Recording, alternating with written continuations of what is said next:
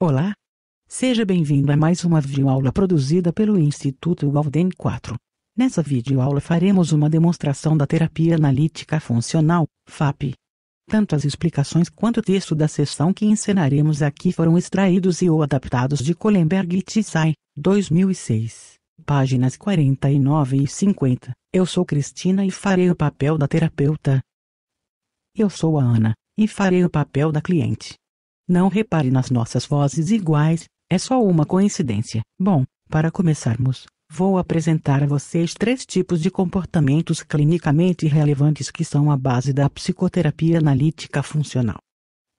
Comportamentos clinicamente relevantes do tipo 1 são problemas do cliente que ocorrem durante a sessão de terapia. O cliente muito provavelmente irá se comportar em relação ao terapeuta como se comporta em relação às pessoas que o cercam em seu dia a dia, e o terapeuta pode, e deve, se aproveitar disso para conduzir a terapia. Comportamentos clinicamente relevantes do tipo 2 são comportamentos do cliente que indicam que está havendo progresso em relação às suas queixas iniciais. O terapeuta deve ficar atento a esses comportamentos para reforçá-los. Comportamentos clinicamente relevantes do tipo 3 são interpretações do cliente sobre seus próprios comportamentos e sobre suas possíveis causas. O terapeuta deve incentivar e reforçar esses comportamentos, pois assim estará ajudando o cliente a fazer análises funcionais de seus próprios comportamentos, ou, se você preferir, estará promovendo o autoconhecimento do cliente, o que é muito importante para o progresso da psicoterapia. Essa técnica terapêutica, chamada psicoterapia analítica funcional, preconiza a observância, por parte do terapeuta, de 5 regras básicas. Regra 1. Prestar atenção aos comportamentos clinicamente relevantes do cliente. Essa regra, nas palavras de Kohlenberg et Tsai, é o coração da psicoterapia analítica funcional. Regra 2. Evocar os comportamentos clinicamente relevantes. O terapeuta deve criar situações para que os comportamentos clinicamente relevantes ocorram durante a terapia. Regra 3. Reforçar, da forma mais natural possível, os comportamentos do cliente que evidenciem progresso na terapia, que evidenciem uma mudança de comportamento relacionada às demandas do cliente. Regra 4. Para colocar em prática a regra 3, o terapeuta deve identificar quais de seus comportamentos possuem um efeito reforçador sobre os comportamentos clinicamente relevantes do cliente. Regra 5. Fornecer ao cliente interpretações das variáveis que afetam seu comportamento, ensinando-o a fazer suas próprias interpretações à medida que a psicoterapia progride. Para ilustrar a aplicação de algumas dessas regras, ensinaremos o caso de Ana, que nos procurou, segundo ela, em função de uma história de relacionamentos que começavam bem, mas que ao longo do tempo se tornavam superficiais e pouco satisfatórios e, eventualmente, terminavam devido a sentimentos ruins que surgiam. Além disso, Ana também relatou uma depressão que flutuava em função da qualidade desses relacionamentos. Parece que está acontecendo agora o seu problema, quero dizer. Nossa relação começou de uma maneira legal, muito descontraída e aberta. Você não tinha dificuldade em me contar sobre seus sentimentos e problemas e eu esperava ansiosamente por nossas sessões. A forma como nossa terapia começou se assemelha à forma como a maioria de seus relacionamentos passados começaram. Então, as coisas foram se tornando ruins. Você não conseguia expressar em voz alta para José seus sentimentos negativos, apesar de termos tentado várias abordagens terapêuticas. O seu relacionamento terminou. Você foi ficando deprimida e menos aberta em nossas sessões.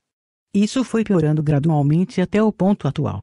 Você tem muito pouco a dizer e eu estou achando as sessões frustrantes, porque eu não sei o que fazer para ajudar. É similar ao que aconteceu no passado?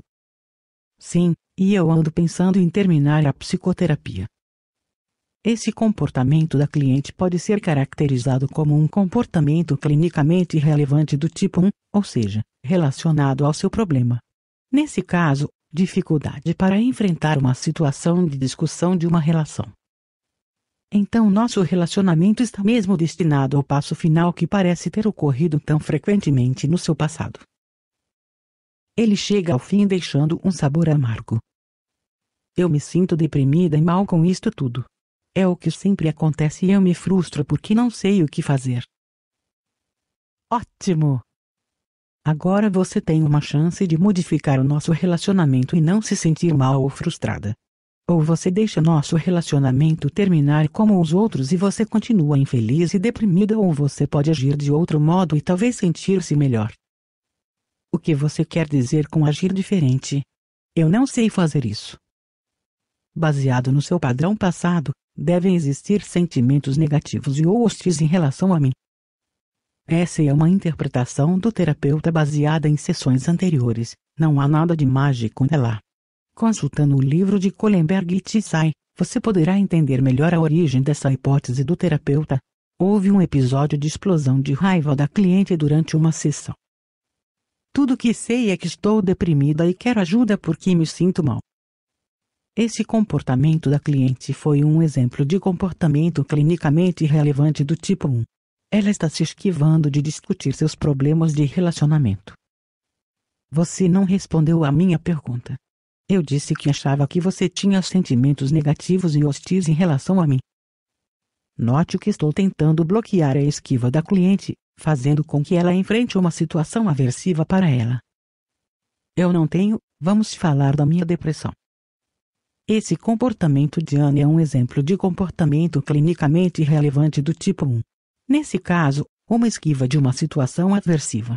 A esquiva de um assunto pode ser um bom sinal de que o terapeuta acessou um ponto relevante para a terapia, já que as pessoas tendem a se esquivar de assuntos que são aversivos para elas, que causam sofrimento e, em vez de enfrentá-los e resolvê-los, tentam evitá-los.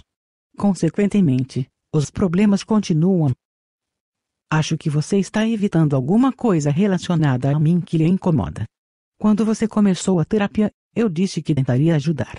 Agora você me pede ajuda e eu tento conduzi-la a um tema que você não acha que esteja relacionado e tenta mudar de assunto.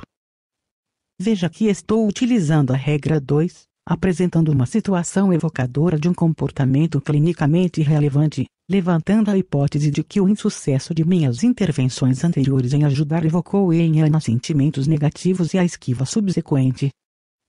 Eu fiz tudo o que você me pediu para fazer e, mesmo assim, José me abandonou. Você fez o que eu pedi. José a abandonou e o que mais? Você não me ajudou como prometera. Esse é um exemplo de comportamento clinicamente relevante do tipo 2, ou seja, um comportamento que mostra avanço na psicoterapia. É a primeira vez em que uma queixa é diretamente expressa a mim por Ana. Note que isso é muito importante.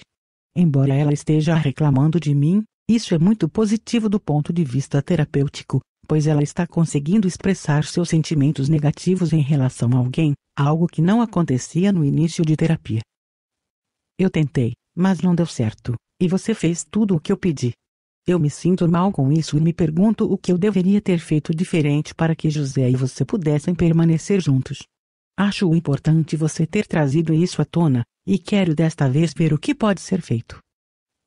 Veja que esse é um exemplo do uso da regra 3, reforçar os comportamentos clinicamente relevantes do tipo 2. O reforçamento natural de uma queixa é levá-la a sério e tentar fazer algo a seu respeito. Em sessões subsequentes observei em Ana um aumento de expressões de insatisfação com a terapia e comigo. É claro que esse é um ponto positivo nesse caso em função da queixa inicial, dificuldades de expressar sentimentos negativos em relação a alguém. Convidamos professores e psicólogos a nos enviar material, transcrições de sessões com comentários, por exemplo, que possa ser divulgado e transformado em vídeo-aula sobre terapia analítico-comportamental. Os créditos, a autoria do material, é claro, serão informados em cada vídeo-aula produzida. Você pode enviar material e sugestões para o e-mail instituto.walden4@gmail.com. Você pode também postar o material diretamente na nossa página de textos colaborativos, acessando o site walden4.com.br. Um abraço e até a próxima. Até mais.